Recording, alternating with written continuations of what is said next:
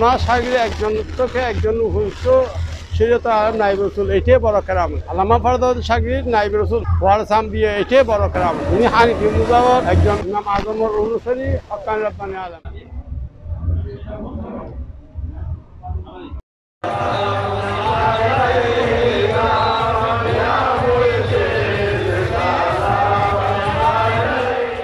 ইমামুল আউলিয়া গৌসুল আজম মাইজভান্ডারী কিবলা কাবা কালাম করেছিলেন। আমার আমিন মিয়াকে আমার 6টি কিতাব হয়তো একটি কিতাব দিয়েছি। আমার 12টি কাছারি তথা 12 জন ইমামের মধ্যে একজন নিযুক্ত করলাম। আমিন মিয়া আমার তরিকতের সাবরেজিস্টার। এই গৌসে আমিন ফরহাদাবাদী কিবলা কাবা উফাদের পূর্বে ওনার একমাত্র পুত্র গৌসে জামান আল্লামা ফয়জুল ইসলাম ফরহাদাবাদীকে এই ফরহাদাবাদ দরবারের গদিনশীন সাজ্জাদানশীন মনোনীত করেছেন এবং উনি উফাদের পূর্বে 1982 সালে ওনার পুত্রদের মধ্যে 6ষ্ঠ পুত্র পীরে তরিকত মুর্শিদেবর হক আল্লামা মুফতি মুজাম্মেল হক সাহেব ফরহাদাবাদীকে এই ফরহাদাবাদ দরবারের সাজ্জাদানশীন গদিনশীন মনোনীত করেছেন এবং আল্লামা মুজাম্মেল হক সাহেব ফরহাদাবাদী তার এই ধারাবাহিকতায় ফরহাদাবাদ দরবার তথা তরিকতের খেদমত করে যাচ্ছেন। ওনারা এই জন্য ব্যবস্থাপনায় আজকের এই উরুস শরীফ সফল হোক।